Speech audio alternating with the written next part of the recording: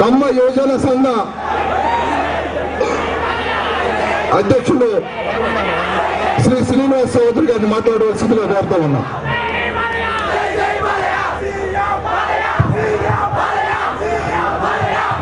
సభకు నమస్కారం. ముందుగా మన కమ్మవారు ఎక్కడైనా సమావేశమైనప్పుడు మనం విధిగా ఇద్దరు వ్యక్తుల్ని స్మరించుకోవాలి. ఒకరు మన ఆత్మ గౌరవాన్ని దశ దిశలా వ్యాపింపజేసినటువంటి విశ్వవిఖ్యాత నట సార్వభౌమ పద్మశ్రీ డాక్టర్ నందమూరి తారక రామారావు గారు. ఇంకొకరు ఎవరి పేరు చెబితే మన కుల వ్యతిరేకుల గుండెల్లో రైళ్లు పరిగెడతారో, ఎవరు పేరు చెబితే మన కుల వ్యతిరేకుల గుండెల్లో రైళ్లు పరిగెడతారో, పోరాటాల పురిటిగడ్డ రాయలసీమ పోరుబిడ్డ మన కమ్మ కుల ముద్దు బిడ్డ శ్రీ పరిగాల రవీంద్ర గారు. వారిని స్మరించుకోవడం మన విధి. తరువాత వేదికను అలంకరించినటువంటి పెద్దలకు, ఇక్కడికి విచ్చేసినటువంటి కమ్మ విద్యార్థిని విద్యార్థులకు, ఇక్కడకు రాలేకపోయినటువంటి కమ్మ కులంలో పుట్టిన అదృష్టవంతులందరికీ కూడా మన శిరసాభివందనాలు.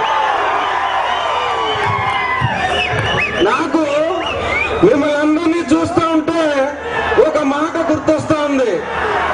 అదేంటంటే, వింటే భారతం వినాలి, తింటే గారులు తినాలి, పుడితే కమ్మ కులంలో పుట్టాలి.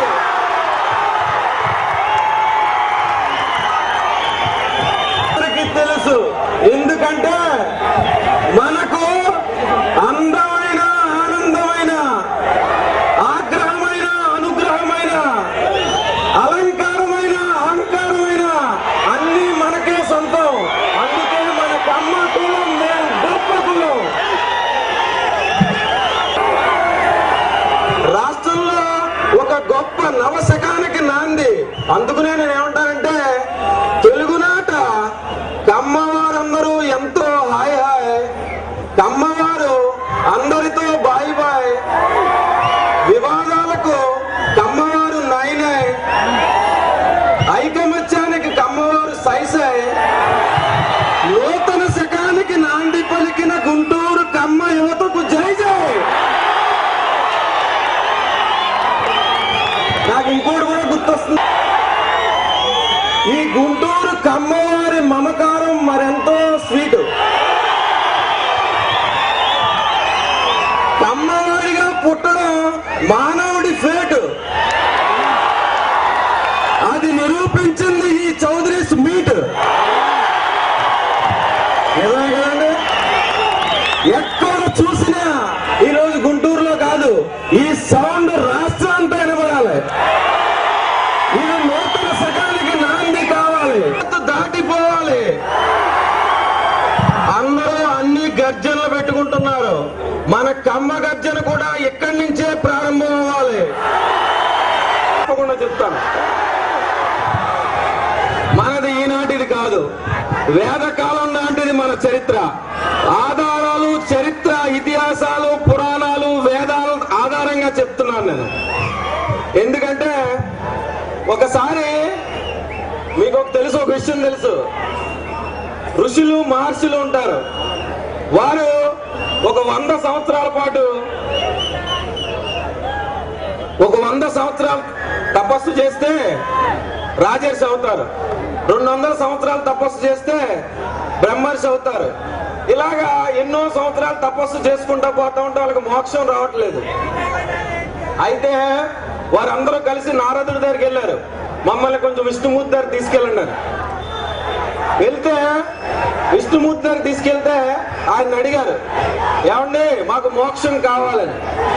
ఆయన ఏం చెప్పాడంటే, చూడండి అయ్యా, ఒక జీవిని భూమి మీదకి ప్రవేశపెట్టిన తర్వాత ఆ జీవి మానవ జన్మ ఎత్తాలంటే 7 జన్మలు ఎత్తాలి.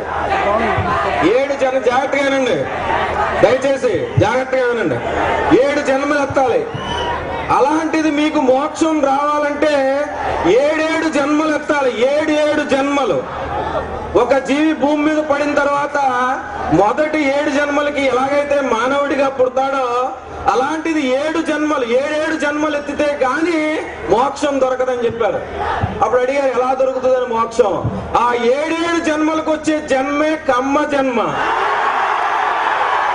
అయితే మరి మాకు మోక్షం ఎలా వస్తుందని అడిగారు. అడిగితే ఆయన చెప్పాడు ఏమనంటే ఆ 7 జన్మలకి ఆ కమ్మ జన్మలో నేను నాతో పాటు ఈశ్వరుడు పుడతాం, హరిహరులిద్దరూ పుడతాం అని చెప్పారు. మీకు తెలుసు హరి విష్ణు ఎవరో మీకు తెలుసు. ఆయన పుట్టడమే కాకుండా ఆయన ఏదైతే జన్మలు, ఆయన ఏదైతే అవతారాలు ధరించాడో, ఇక హరుడు అంటే శివుడు ఎవరయ్యా? తప్పు చేసిన వాడిని దండించడానికి పుట్టినటువంటి వ్యక్తి పరిటాల రవీంద్ర గారు. మరి మనకు మోక్షం వచ్చింది కదా. అలాంటి మోక్షం వచ్చే జన్మలో మనం పుట్టాం. మనకి ఇంకా జన్మలొద్దు. నిన్న రాత్రి నాకు ఒక కళ వచ్చిందండి. రకరకాల గంపలు అక్కడ ఉన్నాయన్నమాట అండి. ఈయన ఇలా చూస్తూ ఎక్కడ వేసేస్తున్నాను నా బొమ్మ. నాకు టెన్షన్ నిద్దట్లో. నాకు అంత టెన్షన్ అవసరమా? ఏదో రకంగా అందులో పడేసాడు కమ్మకోణంలో.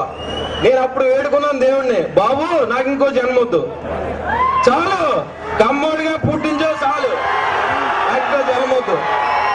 ఏం కావాలండి? కమ్మోడిగా పుట్టాం, కమ్మోడిగా బతుకుతున్నాం, కమ్మోడిగా చచ్చిపోతాం.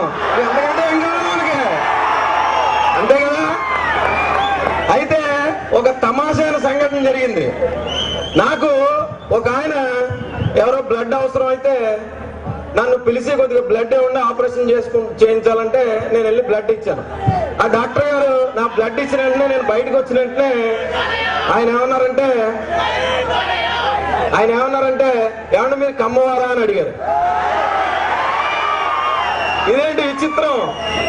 నేను చెప్పలేదు, నా కులం ఏంటో తెలియదు, మీరు ఎలా చెప్పారు సార్ అంటే చెప్తా. మీ బ్లడ్ లో రక్త కణాలన్నీ కూడా క్రమశిక్షణతో వెళ్తున్నాయండి. అలాంటి అద్భుతమైనటువంటి రక్తం ఉంది. దయచేసి రక్తం ఎవరికి పెడితే వాళ్ళకి ఇవ్వద్దు. నేను ఇంకో ఉదాహరణ చెప్తాను. ఎందుకంటే ఒక ఆయన పార్టీ పెట్టాలనుకుని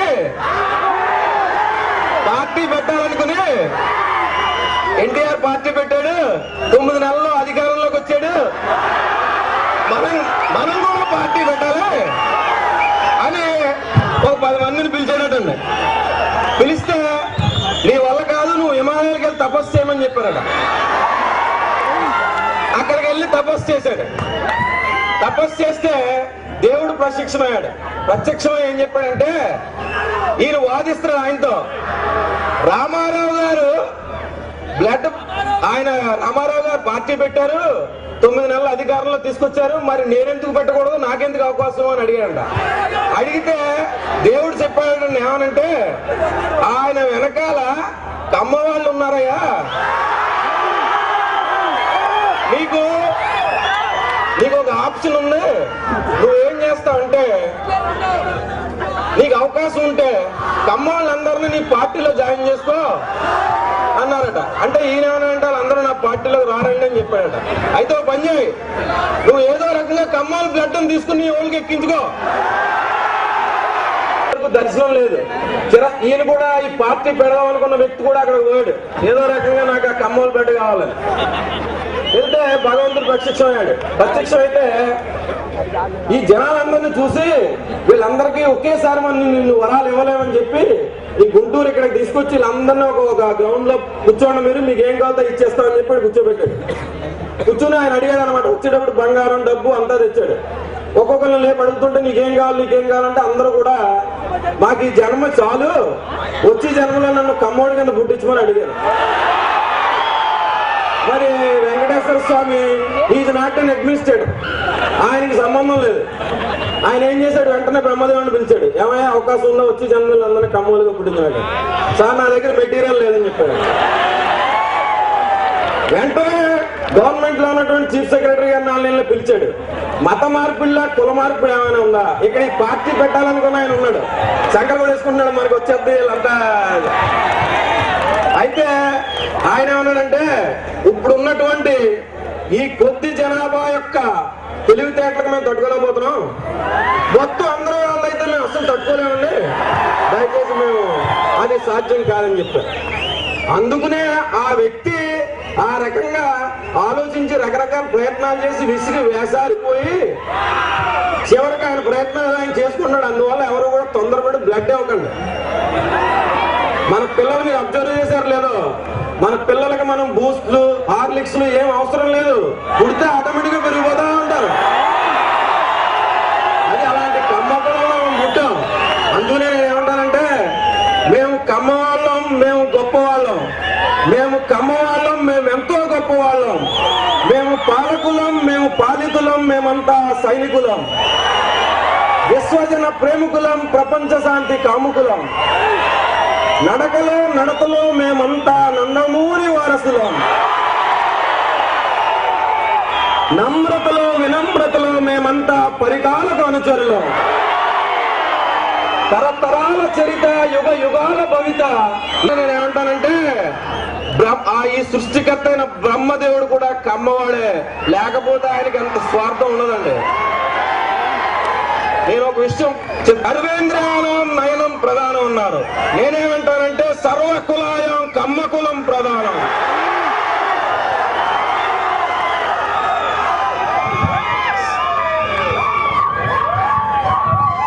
సమయం మించిపోతుంది కాబట్టి చాలా ఉత్సాహంగా ఉన్నారు.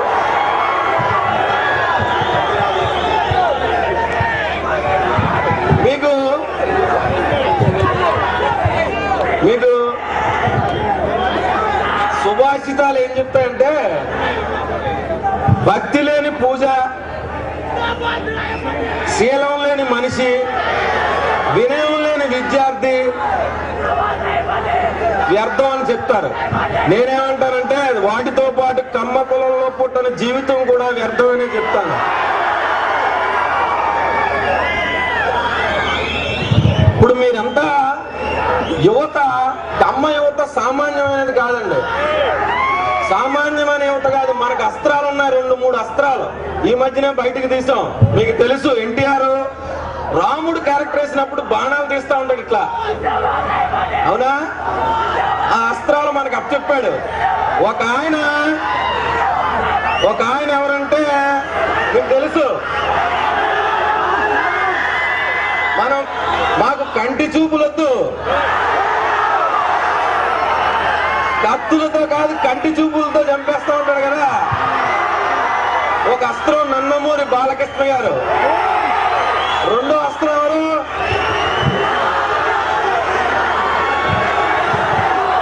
ఎన్టీఆర్. మనకుండి అస్త్రాలు మనకున్నాయి, మీరేమీ కంగారు పడాల్సిన అవసరం లేదు. గొప్ప కులం అని చెప్పుకున్నాం. దాంతో పాటే కమ్మవారు అంటే, కమ్మ అంటే కష్టపడే మనస్తత్వం గలవారు. మన మాటలోనే కష్టపడే మనస్తత్వం ఉంది. మనం ఏ కులాన్ని కూడా విమర్శించడం కానీ, ఏ పార్టీని విమర్శించడం కానీ ఈ రోజు కాదు ఏ రోజు చేయలేదు. అటువంటి అద్భుతమైన చరిత్ర, అటువంటి అద్భుతమైన నడవడిక మన పెద్దవారు ఇచ్చారు. అటువంటి పెద్దవారందరూ మన వెనక ఉన్నంతసేపు ఈ యువత అద్భుతమైన శక్తితో పనిచేస్తూనే ఉంటుంది. ఏమీ లేని ఆకు ఎగిరిగిరి పడతాట. మనం అన్ని ఉన్న ఆకులు, ఎవరు ఏదో ఉన్నారని మనం ఎప్పుడు కూడా బాధపడాల్సిన అవసరం లేదు. రాబోయే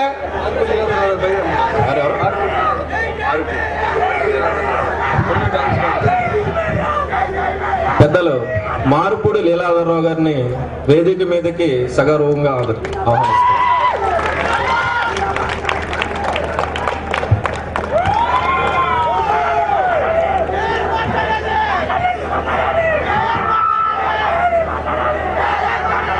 అయితే ఈ సాయంకాలం మనం ఇంత ఆహ్లాదంగా కలుసుకున్నాం. నేను కోరుకునేది ఏంటంటే ఈ యొక్క శక్తి రాష్ట్ర వ్యాప్తం కావాలంటే మళ్ళీ మీరే ఒక రాష్ట్ర వ్యాప్త సభ, రాష్ట్ర వ్యాప్త గర్జన మీ ఆధ్వర్యంలో నడవాలని నేను మనస్ఫూర్తిగా కోరుకుంటూ, నాకు ఇంత మంచి అవకాశం ఇచ్చినటువంటి ఈ యొక్క రాయల్ చౌదరి యూత్ కి నేను ధన్యవాదాలు తెలియజేస్తూ ఇంతటితో సెలవు తీసుకుంటున్నాను. చౌదరి గారు చక్కటి సందేశం ఇచ్చారు. వారికి మీ తరఫున ధన్యవాదాలు తెలుపుకుంటూ